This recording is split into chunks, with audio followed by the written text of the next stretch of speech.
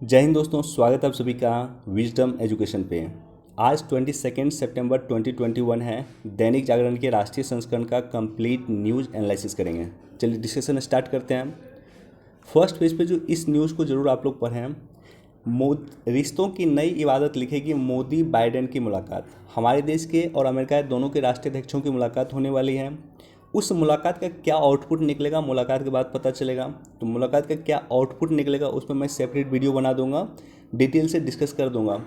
लेकिन आपके लिए इम्पोर्टेंट क्या है? आपके लिए इम्पोर्टेंट है कि इंडिया और यूएसए के बीच में रिलेशन क्या है, क्या क्या पॉजिटिव रिलेशन है, यानी कहाँ कहाँ भारत और अमेरिका सहयोग कर रहे हैं एक दूसरे का, और क्या क्या निगेटिव रिलेशन है। इसका मतलब ये हुआ कि कहाँ कहाँ भारत और अमेरिका एक दूसरे का विरोध कर रहे हैं। तो ये सारे पर्सपेक्ट पे आपकी जानकारी होना चाहिए इंडिया और यूएसए के रिलेशन के बारे में। इस पर मैंने एक सेपरेट वीडियो बनाया था, आपको वो डिस्क्रिप्शन में मिल जाएगा। तो जाकर के वो वीडियो देख लेना, प्लेलिस्ट में भी आपको अवेलेबल होगा वो वीडियो, जाकर के वो देख सकते हैं। इंडिया यूएसए रिलेशन पर मैंने वीडियो बनाया था। अब देखो, ये जो न्यूज़ है इस न्यूज़ पे भी आपकी नज़र होनी चाहिए, इस पे भी नज़र होनी चाहिए। सबसे पहले इस न्यूज़ को मैं डिस्कस करता हूँ कि सार्क के विदेश मंत्रियों की बैठक रद्द। तो यहाँ पे दो इन्फॉर्मेशन होना चाहिए। एक तो वर्तमान का न्यूज़ क्या है इसको देखें, और दूसरा है कि सार्क क्या होता है, सार्क जो है आखिर क्या है, सार्क की स्थापना कब हुई थी, सार्क का हेडक्वार्टर कब हुआ, कहाँ है। तो ये सारी की सारी चीज़ें आपकी जानकारी होनी चाहिए। तो न्यूज़ सबसे पहले सुनो, न्यूज़ क्या है। न्यूज़ ये है कि 25 सितंबर को सार्क के विदेश मंत्री की बैठक होने वाली थी अमेरिका में। अमेरिका में यूनाइटेड नेशन की जो मीटिंग चल रही है उससे इतर सार्क के विदेश मंत्रियों की बैठक होने वाली थी 25 सितंबर को। पाकिस्तान इस जीत पे अड़ा रहा है कि सार्क के विदेश मंत्रियों की जो बैठक है उसमें तालिबान का जो विदेश मंत्री है उसको शामिल किया जाए। तालिबान के विदेश मंत्री यूएन डेजिग्नेटेड टेररिस्ट लिस्ट में है, यानी यूनाइटेड नेशन की जो टेररिस्ट लिस्ट है उसमें तालिबान के विदेश मंत्री हैं। भारत और जितने भी सार्क के अन्य देश हैं वो नहीं चाहते हैं वर्तमान में तालिबान को रिकॉग्नाइज करना, और वो नहीं चाहते थे कि तालिबान के विदेश मंत्री के साथ बैठा जाए। तो पाकिस्तान के जिद के कारण, पाकिस्तान की यह जिद कि सार्क देश तालिबान को रिकॉग्नाइज करे, इसके कारण इस समिट को रद्द करना पड़ा है। सार्क के विदेश मंत्रियों की समिट जो होने वाली थी उसको रद्द करना पड़ा है। दूसरा न्यूज़ ये है कि भारत ने ब्रिटेन को दी जवाबी कार्रवाई या जवाबी कदम उठाने की चेतावनी। देखो हो क्या रहा कि ब्रिटेन में जो लोग हैं, जो उन्होंने वहाँ पे वैक्सीन लगाया, उस वैक्सीन को भारत रिकॉग्नाइज करता है। उस वैक्सीन को लगा के कोई व्यक्ति भारत आ सकता है, लेकिन भारत की जो बनी वैक्सीन है, कोवैक्सीन हो गया, कोविशील्ड हो गया, उसको लगा करके उसका सर्टिफिकेट ले करके कोई व्यक्ति ब्रिटेन नहीं जा सकता। ब्रिटेन ने अपने यहाँ एक नियम लाया है कि जो भी बाहरी लोग आएंगे, वैक्सीन लगा हुआ है क्या नहीं लगा हुआ उसका सर्टिफिकेट पहले शो करेंगे, सर्टिफिकेट दिखाएंगे। तो भारत की वैक्सीन को मान्यता नहीं दिया है अभी तक ब्रिटेन, इसलिए भारत ने जवाबी कार्रवाई उठाने की चेतावनी दिया है और कहा है कि आपके पास 4 अक्टूबर तक का टाइम है, आप डिसाइड कीजिए कि क्या भारत में जो वैक्सीन है, जो वैक्सीन लोगों ने लगाया है, क्या उसको आप मान्यता देंगे अथवा नहीं देंगे। देखो, इससे रिलेटेड एक एडिटोरियल है, वहाँ पे मैं डिस्कस कर दूंगा। बाकी इस न्यूज़ को भी ज़रूर आप लोग देखना।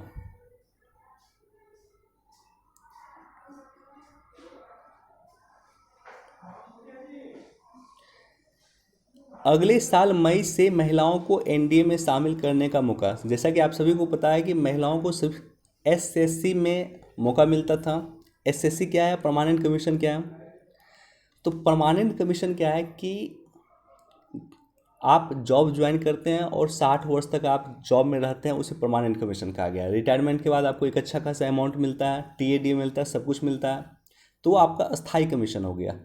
महिलाओं को अस्थाई कमीशन नहीं दिया जाता था। 2020 में सर्वोच्च न्यायालय के बाद महिलाओं को अस्थाई कमीशन देने की प्रक्रिया शुरू हुई। महिलाओं को शॉर्ट सर्विस कमीशन दिया जाता था। शॉर्ट सर्विस कमीशन में क्या होता है कि 10 वर्ष तक आप जॉब करते हैं और 10 वर्ष के बाद अगर आप एक्सटेंशन लेना चाहते हैं तो मैक्सिमम आपको 4 वर्ष का एक्सटेंशन मिल सकता है। यानी 10 वर्ष तक आप नौकरी में रहेंगे, मैक्सिमम 4 वर्ष का एक्सटेंशन मिल सकता है, यानी 14 वर्ष से अधिक आप नौकरी में नहीं रहेंगे। इसे ही शॉर्ट सर्विस कमीशन कहता है। तो महिलाओं को शॉर्ट सर्विस कमीशन मिलता था, लेकिन सर्वोच्च न्यायालय के डिसीजन के बाद महिलाओं को परमानेंट कमीशन दिया जाने लगा सेना में। तो अब इसी से रिलेटेड अन्य चीज़ें भी है, जैसे एनडीए वगैरह में महिलाओं को शामिल होने का मौका नेक्स्ट ईयर से मिलेगा, तो अच्छा न्यूज़ है।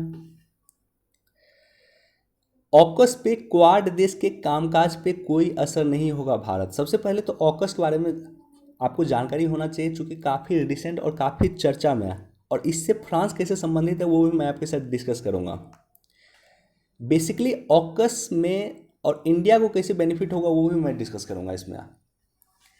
ऑकस में बेसिकली 3 देश हैं, एक ऑस्ट्रेलिया है, एक यूके है और एक यूएसए। ऑस्ट्रेलिया, यूके और यूएसए 3 देश हैं आपको ऑकस में। देखो नाम से भी पता चलेगा, ए फॉर ऑस्ट्रेलिया, यू के फॉर यूनाइटेड किंगडम और यूएसए, तो ये तीनों देश ऑकस में हैं। एक त्रिपक्षीय सुरक्षा साझेदारी की घोषणा किया है। इसका मुख्य आकर्षक अमेरिका द्वारा ऑस्ट्रेलिया को परमाणु पनडुब्बी प्रौद्योगिकी सहायता या बनाना है। बेसिकली अमेरिका और ब्रिटेन मिलकर के ऑस्ट्रेलिया में परमाणु पनडुब्बी बनाएंगे। अब ये इम्पोर्टेंट क्यों है और फ्रांस किस तरह से जुड़ा हुआ है इस तरह से, और भारत किस तरह से इससे जुड़ा हुआ। फ्रांस इसलिए इससे जुड़ा हुआ है कि ये जो पनडुब्बी का डील है ये काफ़ी बड़ा डील था, लगभग $60 बिलियन का डील था। $60 बिलियन काफ़ी बड़ा अमाउंट होता है। अगर मैं रुपए के टर्म में कन्वर्ट करूँ तो $1 बिलियन में 7,500 करोड़ होते हैं, 7,500 करोड़ होते हैं $1 बिलियन में, 7,500 करोड़। तो आप $60 बिलियन को कन्वर्ट कर सकते हो, आपको पता चल जाएगा कितना बड़ा अमाउंट होता है। तो इतना बड़ा डील था जो ऑस्ट्रेलिया जो बातचीत कर रही थी परमाणु पनडुब्बी बनाने के लिए फ्रांस के साथ, तो फ्रांस भी $60 बिलियन के डील का वेट कर रहा था। उसे लग रहा था कि डील कंफर्म हो जाएगी, क्योंकि ऑस्ट्रेलिया बहुत क्लोज है फ्रांस के साथ। लेकिन ऐन वक्त पे बिना फ्रांस को इन्फॉर्म किए हुए ऑस्ट्रेलिया ने यह डील दे दिया अमेरिका को और ब्रिटेन को। यानी $60 बिलियन जो जाने वाला था आपको फ्रांस में, वो चला गया कहाँ पे, अमेरिका में चला गया और ब्रिटेन में चला गया। इससे फ्रांस इतना क्षुब्ध हुआ कि उन्होंने वहाँ पे जो अमेरिका में उनके राजदूत जो है, अमेरिका में उनके राजदूत और ऑस्ट्रेलिया में उनके राजदूत दोनों ही उन्होंने वहाँ से बुला लिया। तो फ्रांस इससे अमेरिका पे पूरी तरह से खफा हो गया कि अमेरिका कैसे ऐसा कर सकता है, एक दोस्त कंट्री जो फ्रांस का बहुत पुराना मित्र है, बहुत पुराना एलाय है, वो ऐसे कैसे कर सकता है।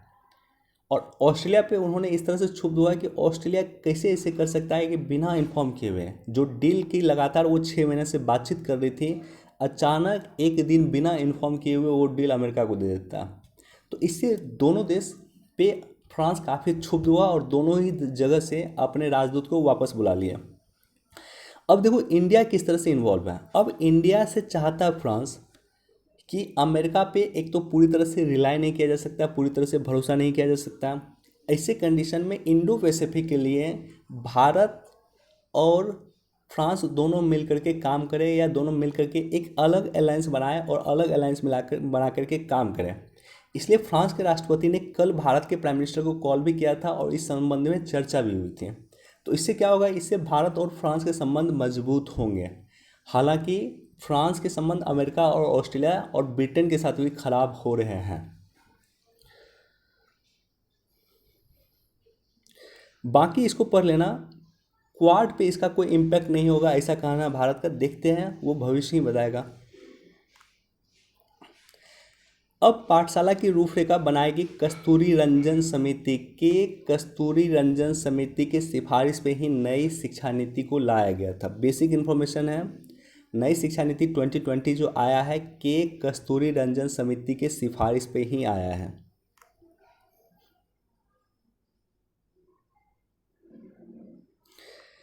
इसको भी एक बार आप लोग देख लेना, पढ़ लेना। देखो इसका PDF टेलीग्राम चैनल पे मिल जाएगा। टेलीग्राम चैनल का लिंक मैं डिस्क्रिप्शन में देता हूँ। टेलीग्राम चैनल पे मैं आपको जो न्यूज़ इंपॉर्टेंट होता है उसको इस तरह से टिक करके मैं प्रोवाइड कर देता हूँ, ताकि उसको एक बार पढ़ लें। उसके बाद मैं डिस्कशन अपलोड करता हूँ, तो डिस्कशन आप सुनोगे उसके बाद तो आपको अधिक फायदा होगा।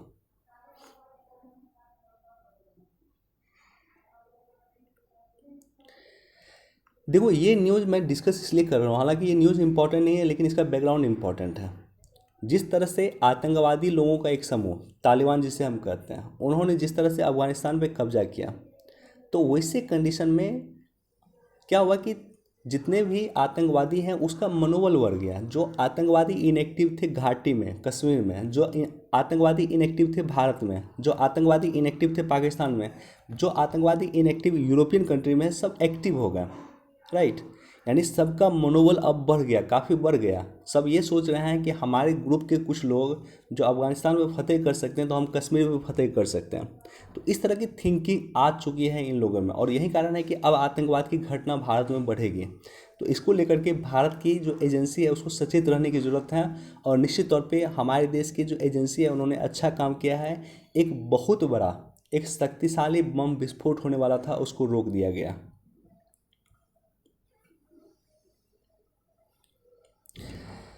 बम्फर खाद्यान्न उत्पादन की उम्मीद, 50.1 करोड़ टन खाद्यान्न उत्पादन की उम्मीद की जा रही है, जो पिछले वर्ष में 14.9 करोड़ टन था। तो एक बार इसको देख सकते हैं, एक बार इसको भी पढ़ सकते हैं, बहुत इंपॉर्टेंट नहीं है, और एक बार इसको भी देख सकते हैं। देखो, जब कोरोना का समय चल रहा था तो हमारा व्यापार घाटा चीन के साथ कम हो रहा था। हम चीन से निर्यात कम करते, मतलब निर्यात ज़्यादा करते थे और आयात कम कर रहे थे।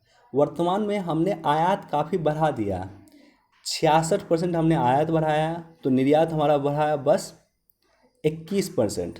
तो ऐसे कंडीशन में जो व्यापार घाटा है वो चीन के साथ हमारा फिर बढ़ रहा है। एक अच्छा कदम भारत के लिए बिल्कुल नहीं है। भारत के लिए सबसे इम्पोर्टेंट है कि चीन के साथ व्यापार कम करें। चीन के साथ जो हमारा व्यापार घाटा है उसको पाटने का कोशिश करना चाहिए। और व्यापार घाटा कितना है? लगभग 50 से अधिक, $50 बिलियन का व्यापार घाटा हमारा चीन के साथ प्रत्येक वर्ष। इससे ज़्यादा नुकसान में भारत रहता है चीन के साथ व्यापार करके।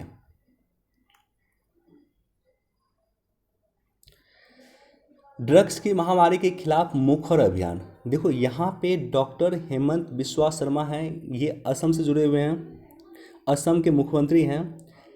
तो इन्होंने जो ड्रग्स पे एक एडिटोरियल लिखा, तो बेसिकली ये असम राज्य से संबंधित एडिटोरियल को लिखा। लेकिन इसमें मैं कुछ ऐसे पर्सपेक्टिव को आपके साथ डिस्कस करूँगा जो आपके एग्ज़ाम पर्सपेक्टिव से इम्पॉर्टेंट होगा। सबसे पहले ये जो संस्था है, ये संस्था आपके लिए इम्पॉर्टेंट है, United Nations office on drug and crime, UNODC, Hindi में कहते हैं संयुक्त राष्ट्र मादक पदार्थ और अपराध कार्यालय। बेसिकली ड्रग्स को रोकने का काम करता है ये संगठन, यूनाइटेड नेशन का एक संगठन है। इसकी एक रिपोर्ट आई थी, और प्रत्येक वर्ष रिपोर्ट इनफैक्ट आती है, द वर्ल्ड ड्रग रिपोर्ट 2021, 2021 में ये रिपोर्ट आई थी जुलाई के महीने में। इसमें इन्होंने कहा था कि कोविड-19 के कारण लॉकडाउन नियम आया, जिसके कारण इंटरनेट के माध्यम से मादक पदार्थों की तस्करी बढ़ गया। यानी ड्रग की तस्करी अब जो है इंटरनेट के माध्यम से बढ़ गया लॉकडाउन के दौरान। UNODC संयुक्त राष्ट्र के अंतर्गत एक कार्यालय है जिसकी स्थापना 1997 में United Nation International Drug Control Programme, UNDCP, और संयुक्त राष्ट्र अपराध निवारण आपराधिक न्याय विभाग, Crime Prevention and Crime Justice Division के संयोजन के द्वारा किया गया था। यानी दोनों विभाग मिलकर के UNODC की स्थापना किया था।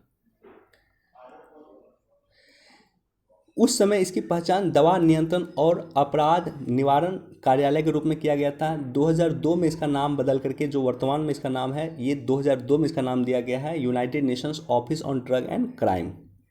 इसका हेडक्वार्टर कहाँ है? वियना, ऑस्ट्रेलिया में। और वर्ल्ड ड्रग रिपोर्ट ये संस्था प्रकाशित करता है। तो ये बेसिक इन्फॉर्मेशन हो गया। अब देखो, एडिटोरियल में जो कुछ इम्पोर्टेंट इन्होंने पर्सपेक्टिव की चर्चा किया है, असम के मुख्यमंत्री जी ने, इन्होंने कहा है कि प्रधानमंत्री मोदी जी के द्वारा 2020 में 15 अगस्त 2020 को नशा मुक्ति भारत अभियान की शुरुआत किया गया था, और इसके तहत 272 जिले को टारगेट किया गया था देश के, जहां पे सबसे अधिक ड्रग की समस्या है। ड्रग तस्करी के लिए दुनिया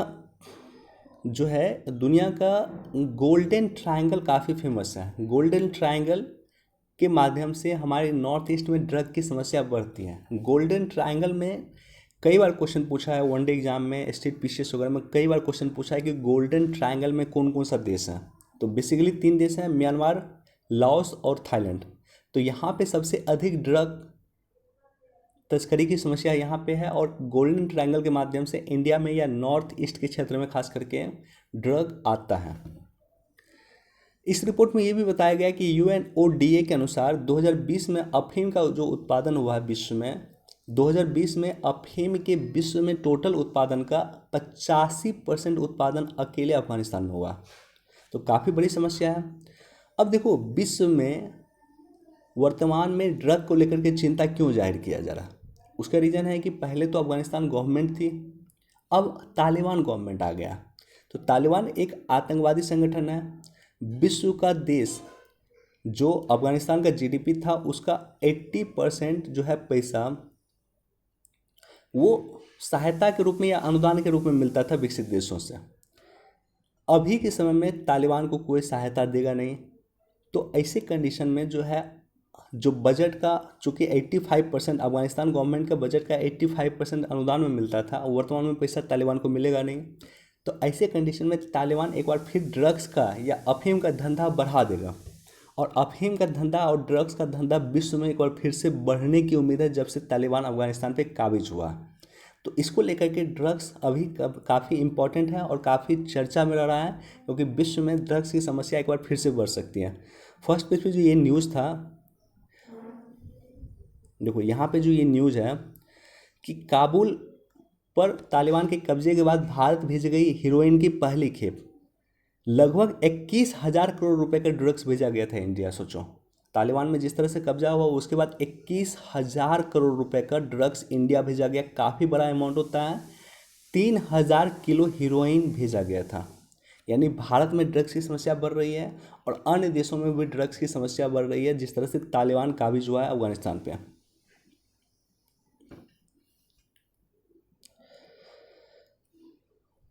बाकी एक बार पढ़ लेना, इसको पूरा एक बार पढ़ लेना। हालांकि इसमें ज़्यादातर पर्सपेक्टिव असम से जुड़ा हुआ है, इसलिए मैं इसमें डिटेल से डिस्कस नहीं किया हूँ, लेकिन जो असम से पर्सपेक्टिव नहीं जुड़ा हुआ था वो मैंने आपके साथ डिस्कस किया। साइबर अपराध पे लगे लगाम। देखो यहाँ पे NCRB का डाटा है, प्रत्येक दिन कुछ ना कुछ डाटा देता है NCRB का, तो इसको नोट करके आप लोग रख सकते हैं। जैसे कल सड़क दुर्घटना को लेकर के डाटा दिया हुआ था, आज साइबर क्राइम को लेकर के डाटा दिया हुआ है। तो साइबर क्राइम का बेसिकली इन्होंने बताया कि 2018 से लेकर के 2020 तक, 2018 से लेकर के 20 तक 1.22 लाख साइबर क्राइम की घटना हुई है NCRB के डाटा के अनुसार। 2018 से 20 में जो है 2018 के कंपेयर 24,000 अधिक मैटर दर्ज हुए हैं। सबसे अधिक साइबर क्राइम कर्नाटका में हो रहा है, महाराष्ट्र में हो रहा है, उसके बाद तेलंगाना में हो रहा है, उसके बाद असम में हो रहा है। तो वनडे एग्जाम में तो डायरेक्टली आपसे क्वेश्चन ये पूछ सकता है कि सबसे अधिक साइबर क्राइम कहाँ हुआ है, तो वो हुआ है कर्नाटका में। और मेंस वगैरह लिखने में ये काम आपको आ सकता है। साइबर क्राइम से जब भी कभी कोई क्वेश्चन लिखना हो तो आप इसको कोट कर सकते हैं, नेशनल क्राइम रिकॉर्ड ब्यूरो का डाटा कोट कर सकते हैं आप। बड़े काम का सेमीकंडक्टर, एक बार खुद इसको पढ़ लेना, साइंस एंड टेक के पोर्शन में काम आएगा। बहुत एनालिसिस करने वाला बहुत ऐसा पॉइंट नहीं है, इसलिए मैं डिस्कस नहीं कर रहा हूँ, लेकिन आप लोग इसको खुद पढ़ लेना।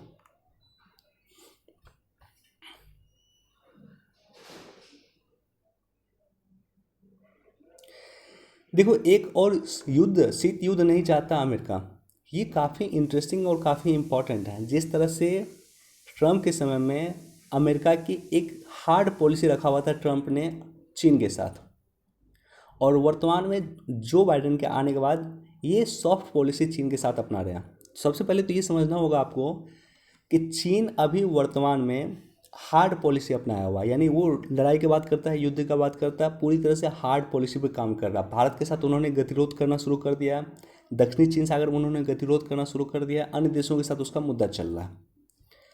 ऐसे कंडीशन में सवाल ये उत्पन्न होता है कि जिस तरह से अफगानिस्तान छोड़ करके अमेरिका भाग गया, अमेरिका जिस तरह से अफगानिस्तान छोड़ करके चली गई, उसके बाद क्या वो देश अमेरिका पे भरोसा कर सकते हैं, जो देश को अमेरिका ने सुरक्षा की गारंटी दिया हुआ, मसलन फिलीपींस, उसके बाद आप ले लो जापान। ये सब ऐसा देश है जिस पे अमेरिका ने जिस पे गारंटी दिया हुआ है कि अगर आप पे मान लेते हैं कल के डेट में चीन हमला करेगा तो वो माना जाए कि वो अमेरिका पे हमला किया, यानी फिलीपींस पे हमला मतलब अमेरिका पे हमला। तो इस तरह से गारंटी उन्होंने दिया फिलीपींस को, जापान जैसे देशों को, नॉर्थ कोरिया सॉरी दक्षिणी कोरिया जैसे देशों को उन्होंने गारंटी दिया हुआ कि आप पे हमला मतलब मेरे पे हमला। यानी आप पे अगर चीन हमला करेगा या कोई भी देश आप पे हमला करेगा, यानी वो अमेरिका पे हमला करेगा और अमेरिका उसका विरोध करेगा। तो सवाल ये उत्पन्न होता है कि क्या जिस तरह से अफगानिस्तान छोड़ करके चला गया अमेरिका, क्या विश्व के देश या फिलीपींस जैसे देश, दक्षिणी कोरिया जैसे देश या जापान जैसे देश क्या आज अमेरिका पे भरोसा कर रहा है या भरोसा कर सकता है अथवा नहीं? क्या ताइवान जैसा देश जिसको लगातार चीन से धमकी मिलता है, क्या वो अमेरिका पे भरोसा कर सकता है या नहीं है? और अमेरिका का एक सॉफ्ट पॉलिसी चल रहा है चीन के साथ। अमेरिका कह रहा है कि एक और शीत युद्ध नहीं चाहता अमेरिका। इसका मतलब क्या?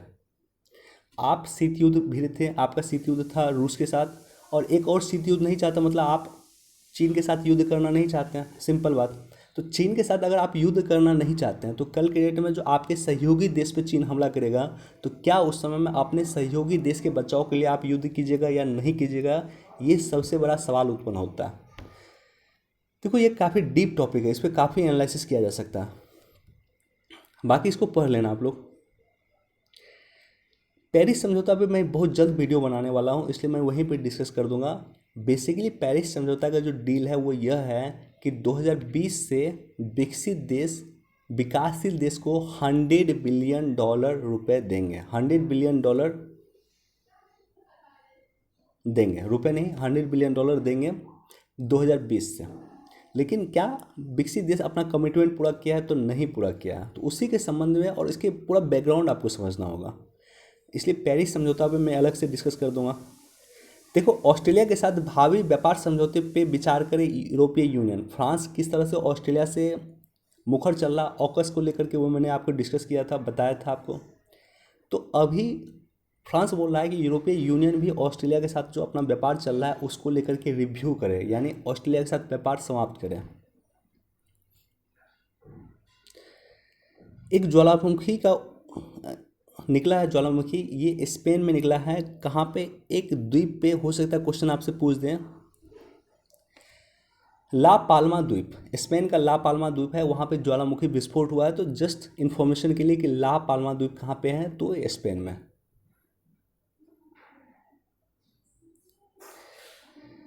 चलिए हमारे पास इतना ही न्यूज़ था। वीडियो देखने के लिए धन्यवाद। Thank you so much. Please do like share and subscribe. Thank you.